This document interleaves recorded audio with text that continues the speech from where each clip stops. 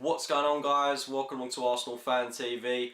After that crucial win away from home to Cardiff, Arsenal are back at the Emirates Stadium where we're going to be playing Hull City in another Premier League fixture. Now this one, it's not going to be an easy one, there's no doubt about that.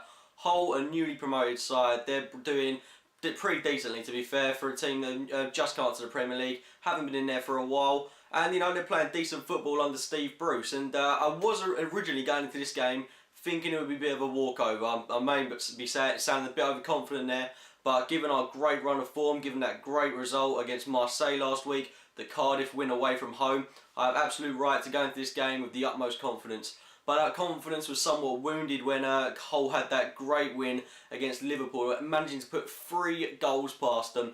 Now, there's no doubt that Liverpool didn't actually turn up to the game that day. They didn't play at all great.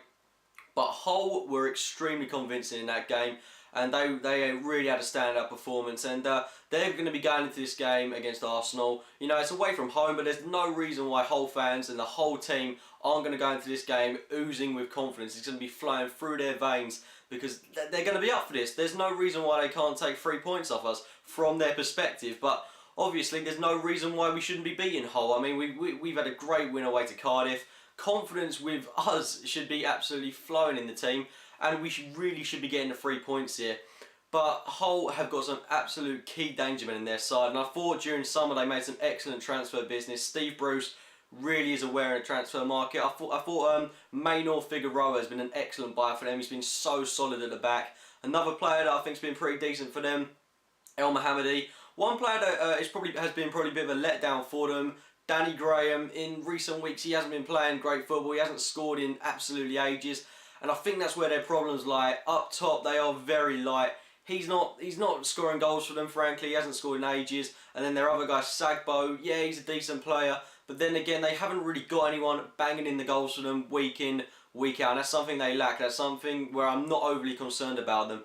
But their key danger man for me, definitely Tom Huddlestone, an ex-Tottenham player, and he's playing some quality football at Hull. He made the right move by going there, absolutely bossing their midfield, and he's actually got a goal or 2 in him. We saw him score against Liverpool the weekend, and he's an excellent all-round midfielder. I mean, with the way he's playing, there's no reason why he can't get an England international call-up at some point, and he's going to be wanting to prove himself, so he might be able to get on the plane to Rio. But anyway, he's a top quality player, and he really is being that stand-up performer for Hull all season, just playing some absolute quality football.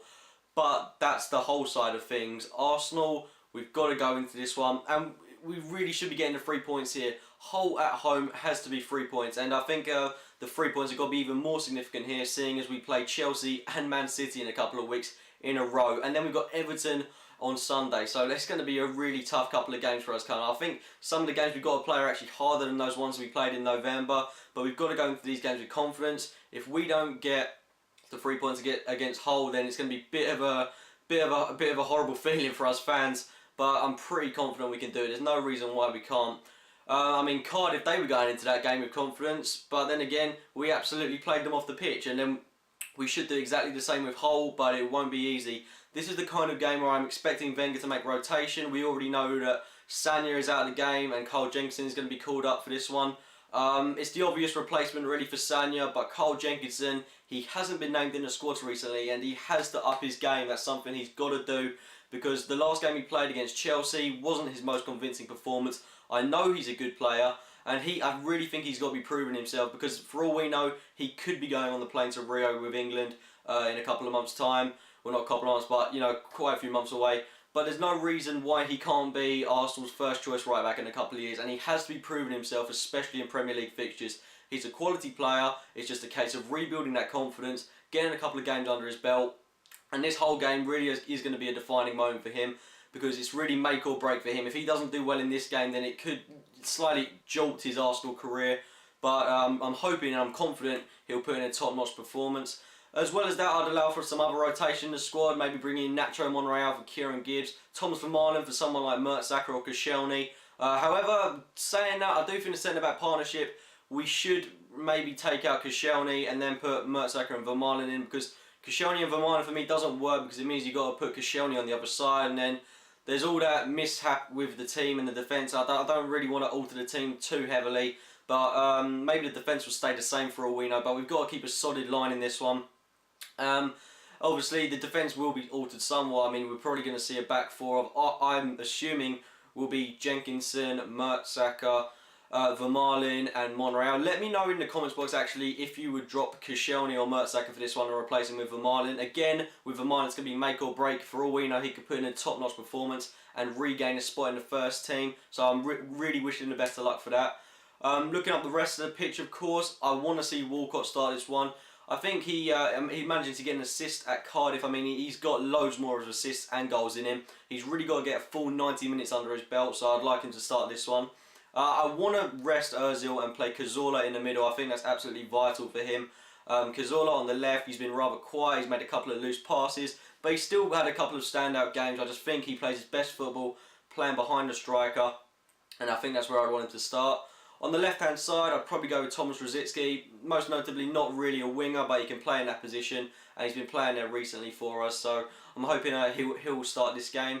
And then up top, a lot of people would say, you know, let's rest Olivier Giroud. But then again, I'm trying to work out who else we'd put there. I mean, Podolski's not back yet. Walcott, yeah, we could put him there, but then again, it kind of feels like we're not playing with a recognised striker. And Walcott, as a striker for me, is just absolutely far too quiet. So I'm going to stick with Olivier Giroud. I think he's the kind of player that could actually work through all these kind of games. But let me know if you think Walcott should start this one as a striker, because then we could give someone like Gnabry a chance on the right hand side. I think that'd be an excellent opportunity for him. I would be happy for Walcott to start, just to like experiment a bit, and then maybe if he's not performing too well, bring off a player, replace him with Olivier Giroud, and see how things go from there really. But this is a game where we do need to rotate, we do need to rest a lot of players. Got some massive games coming up. Most notably the City, Chelsea and Napoli games, and the Everton one, of course. It's going to be a hectic month for us. We've got an absolutely hectic schedule, and we've got to be getting the 3 points tomorrow night. So let me know your thoughts on the upcoming game. If you have enjoyed the video, it would be great if you could click the like button. Subscribe for more Arsenal Fan TV videos, and as always, thanks for watching, guys.